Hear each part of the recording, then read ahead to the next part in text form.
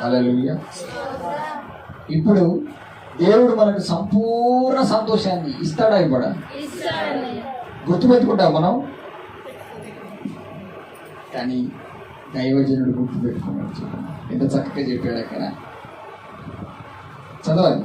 నేను నిన్ను జ్ఞాపకము చేసుకొనిన ఎడల నా ముఖ్య సంతోషము కంటే నేను యెరూషలేములో హెచ్చుగా ఎంచిన ఎడల నా నాలుక నా గంగిలికి అంటుకొనును గాక. చెప్పాలన్నా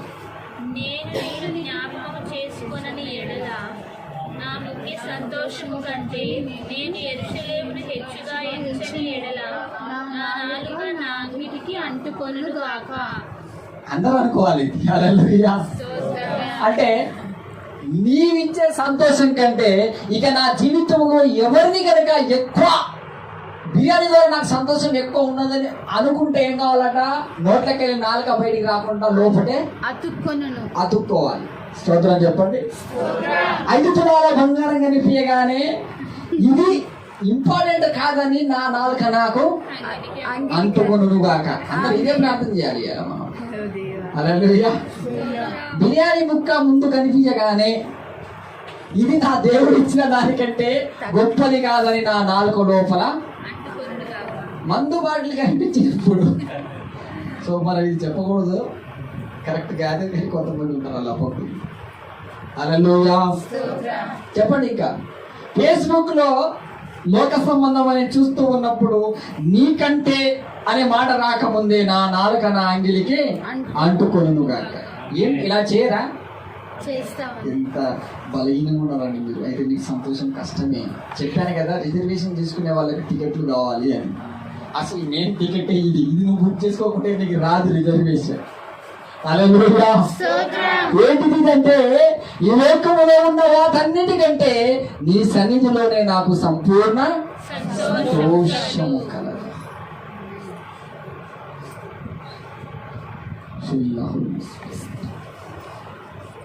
పరిశుద్ధాత్మ దేవుడు ఆ సంతోషాన్ని నీకు ఇవ్వబోతున్నాడు.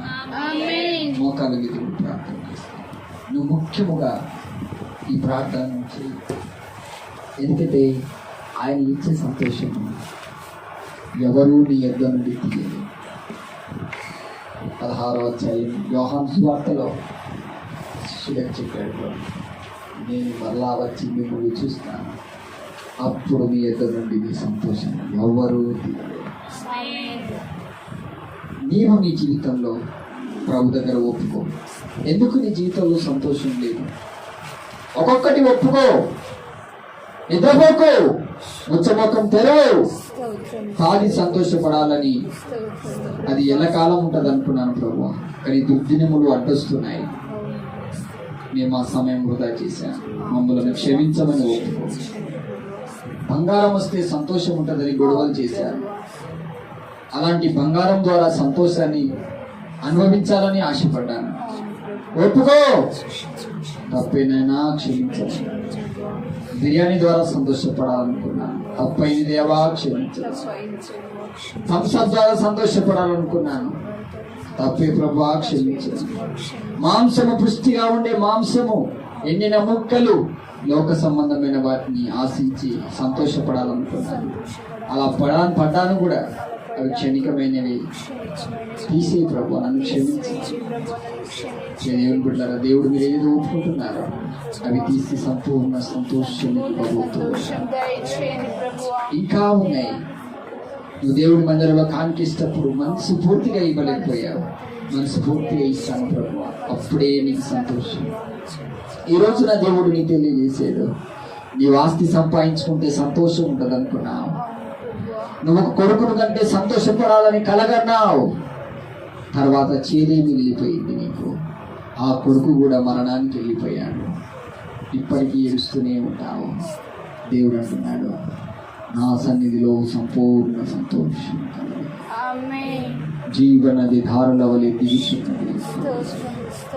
పరలోక రాజ్యము ద్వారా అది తెరవబడుచున్నది. అది నీ హృదయంలో రావాలంటే నీలో ఉన్న లోపాలన్నీ ఒప్పుకో. ఇంటర్నెట్ ద్వారా సంతోషపడాలనుకున్నాను. ప్రేమ అనే లోక పాపము వివాహాల వలన, విహార యాత్ర వలన నువ్వు ఎన్నో హనీమూన్ లాంటి లోక సంబంధమైన విహార యాత్రల ద్వారా సంతోషపడాలని నువ్వు తిరిగినే కూడా ఒప్పుకో. అవును ప్రభా, అవి క్షణికమైనవి. దేవుడు అంటున్నాడు, నీవు బిగబట్టలేని సంతోషాన్ని నీ హృదయంలో దేవుడు కుమ్మరించాడు. శరీర కోరికల వల్ల కలిగిన కాదు సంతోషం, నీ ఆనందమును కేకలు వేసేటువంటి హృదయముగా తన దయాలత్వము కలిగిన పరిశుద్ధుడైన యేసయ్యకి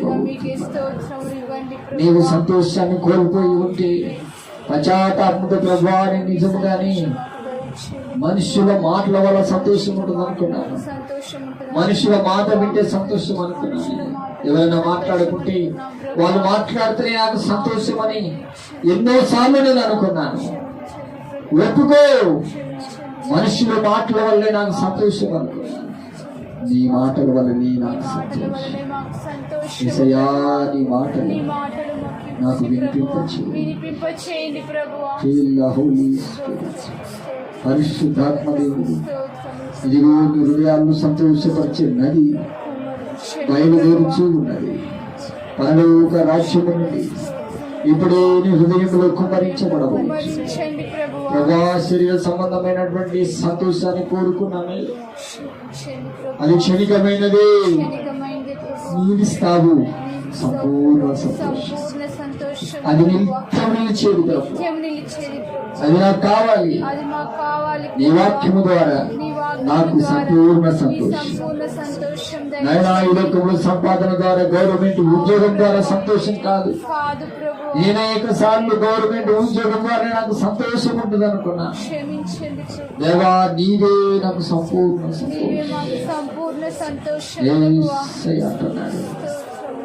ఇదిగో నీ హృదయ ద్వారములు తెరుస్తూ చేతులు పైకెత్తుతున్నాడు. దేవుడు నీ చేతులు చాపమంటున్నాడు. ఇదో పట్టగాలని ఆనందంతో సంతోషంతో నీ హృదయాన్ని నింపబోతున్నాడు. చేతులు చాపుకుంటూ అంటున్నాడు, దేవుడు నా ప్రియ బిడ్డను నేను సంతోషపరుస్తానంటున్నాడు. ఎంతగా అడుగు నింపబడు పరిశుద్ధాత్మడాన్ని సంతోషం ఈ రోజు నుండి ప్రతి బిడ్డ హృదయంలో అనుగ్రహించు ప్రభు. లోకం ఇచ్చినట్టు కాదు, సంపూర్ణమైన సంతోషం నీ సన్నిధిలో నింపబడుగాక. ప్రతి హృదయం నింపబడుగాక. ప్రతి హృదయంలో ఆయన జీవనది దిగి వచ్చునుగాక. అయా, నీ జీవనది ప్రతి హృదయములో ప్రవహించునుగాక. అయినా నా హృదయము నీ సన్నిధిలో నిత్యము ఆనందముతో కేకలు వేయినట్లుగా ప్రతి హృదయంలో కలిగించి దేవుడు అడుగుతున్నా. నేను సంతోషంతో వారి హృదయాలు నింపాలనుకుంటున్నాను, కానీ పనిలో పడి చాలా మంది ప్రార్థన తక్కువ చేసుకుంటున్నారు. అందుకే ఆ జీవనది నీ హృదయంలో రాలేకపోతున్నారు. పనిలో పడి ప్రార్థన చాలా తక్కువ చేసుకుంటున్నారని ప్రభు చెప్తూ ఉన్నాడు. మీరు ప్రార్థన బాగా చేసుకుని అడగండి. ఇప్పుడు కాకపోయినా కొద్ది సమయం తర్వాత మీ హృదయంలో ఎంతో సంతోషము నింపబడవచ్చు. ఎంతో విశ్వాసంతో ప్రార్థించిన హృదయాలు తడపబట్టబడబోతున్నాయి. దేవుని జీవనది ద్వారా మెత్తబడబోతున్నాయి. Feel the holy spirit. ఎంతో సంతోషం, ఎంతో సంతోషాన్ని ప్రభువుకి ఇవ్వబోతున్నాడు. ప్రభు, ప్రార్థిస్తున్న ప్రతి బిడ్డకు అనుగ్రహించండి. శాంతి సమాధానం కోల్పోతున్న 5 కుటుంబాలు శత్రువుల మీద విజయం ఇవ్వడం వల్లే మాకు సంతోషం. అయ్యా, నీ ఆరాధన అడ్డుపడే శత్రువు మీద విజయం ఇచ్చి మీలో మాకు సంతోషం దయచేయండి.